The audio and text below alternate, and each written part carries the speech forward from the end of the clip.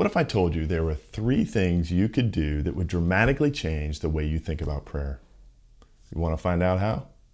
Well, join me as we talk about this important faith topic on Relationship Matters.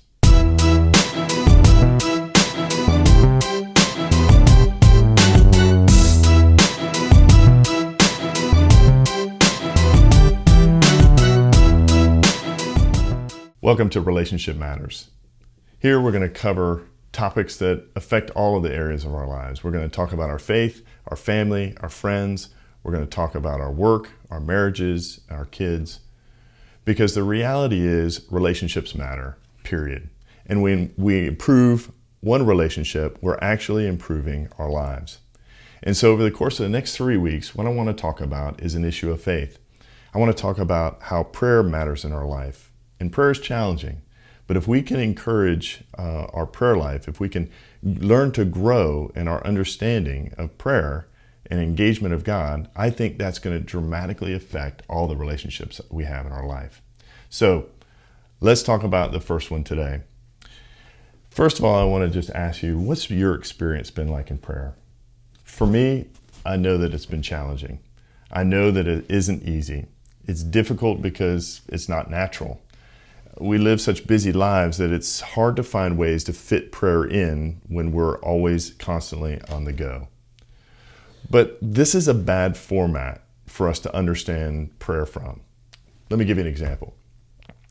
Have you ever been to a restaurant where you've wanted to connect with a friend or maybe your spouse or a kid, and you go there and you realize that within the first 5 minutes of sitting down to eat dinner together, that you realize that the other person is looking at their watch, kind of scanning the restaurant, being fidgety, trying to hurry up and eat their dinner.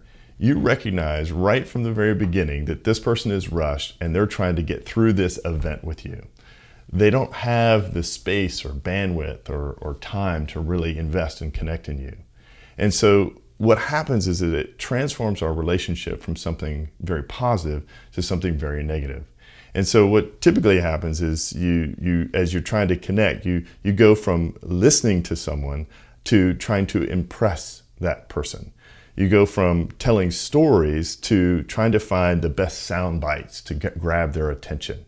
What we do is we somehow turn a curiosity in the other to a selfish endeavor and a judgment of what this person's all about. You see, essentially what happens is that it shrinks our relationship when we don't have time or space for one another.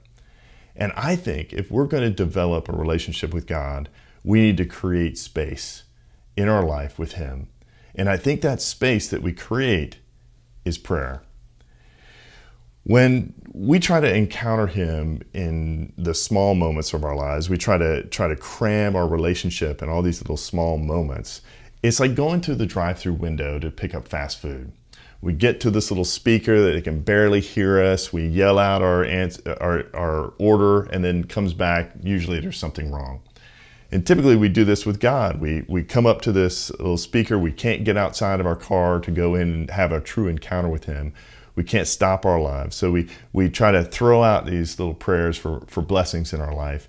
We don't have time to really connect with Him, so we just wait at the window, hopefully to grab our blessings. We throw a little thanks His way, and then we're off, continuing to do our lives, our busy lives. And what ends up happening when we open the bag, it's not nearly what we thought it was. We go, these aren't the blessings I asked for. And we get mad and we get cranky with Him.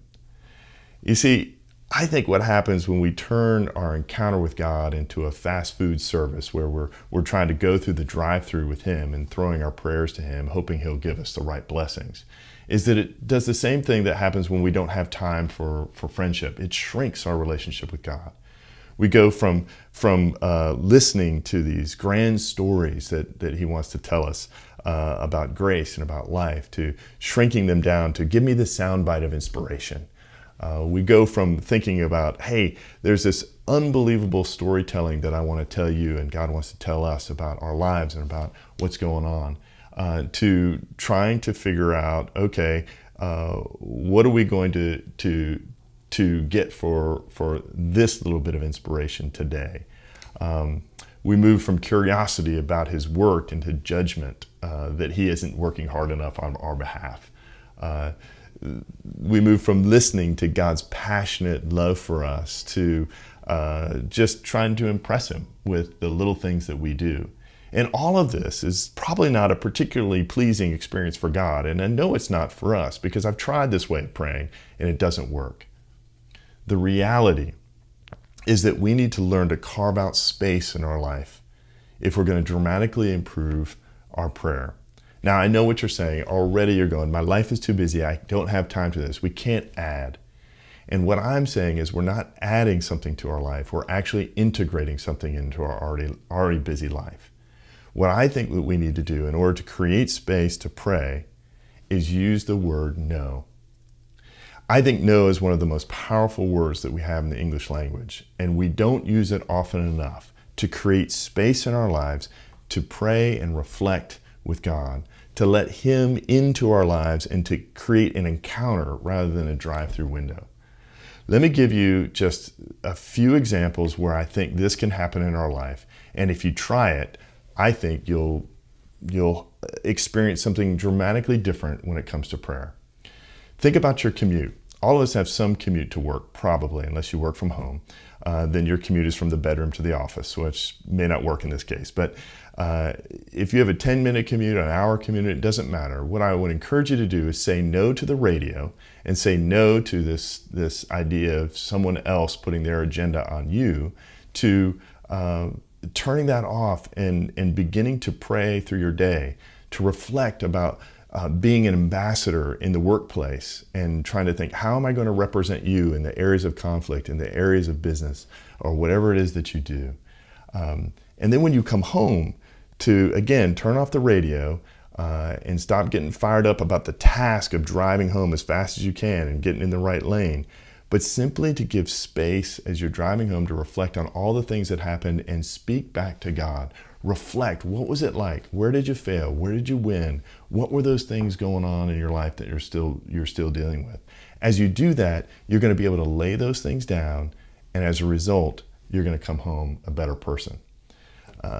Secondly, when you're washing dishes, turn off the TV. Don't let the task of washing dishes get in your way. Say no to the task of washing dishes. Instead, see yourself as a dirty dish. And as you're cleaning it, see your hands as God's hands moving in your life, cleaning out all the dirty stuff in your life, all the soiled places in your life where it's caked on and just grimy, with all the sin and the failure and everything that you think negatively about yourself, and allow God to insert himself, his forgiveness, his pleasure, his love for you, to embrace you. And as you're handling those dishes, think about God handling you, taking you from something dirty to something clean. Now, it only can happen if we say no to the task of getting the dishes done so we can get on with life. Instead, use that moment to pray, to reflect, to begin to encounter God in a new way. Thirdly, when you go to the grocery store, it's a task that we all hate doing. We got to go and we got to pick out all the fruit and vegetables and all the food that we get. But think about it in a different way. Say no to the task of just getting that thing done. Instead, say yes to a reflection of God providing for you like you're providing for your family. As you're going through the grocery store, think about God taking off his shelf, picking the right things, the right fruits and vegetables that are going to nourish you throughout the week, that he is designing meal plans for you that will be spiritually nourishing to you. Think about all the ways that he is doing that and embrace it as you're walking down all the different aisles, that he cares about every aspect of your life. And as you take and spend time creating meals for your family, know that God is taking time and spending his moments creating a meal for you that's going to be spiritually enriching. And when you tap into that task of connecting you to God, instead of saying no to getting it done, instead letting it move you into a relationship, you're creating space for God to enter. You're still doing the grocery shopping, but you're creating space. Finally, if you have kids, I want to encourage you to think about the bedtime routine as something, not as a task. Say no to it as a task. And I know you're tired and I know this is tough, but instead to create space by saying no to the task and instead enter into it with your kids.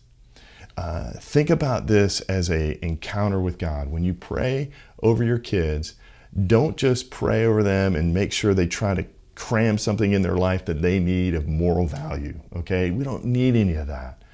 What we want is for you to hold their hands, sit at the bed, and then encounter God together. Imagine what that would be like if that prayer, praying for your kids, was a true encounter for you. No matter if they're newborn or they're 18 years old, that you would ask them, what do we want to pray about tonight? What's on your heart, son or daughter? How can we pray together and encounter God in a way that he will meet us and we will meet him? Well, I think just like relationships, prayer can't be rushed. We can't cram prayer into an already busy and full life, but we can transform it by using the word no. And we can begin to create space in our life so that we can allow God to enter in and we can begin to show up in true ways.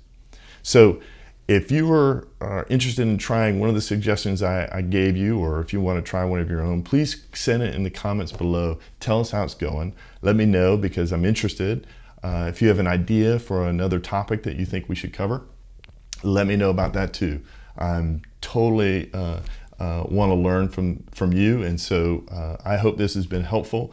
And next week we're going to talk about the second thing we can do that will dramatically transform our prayer life.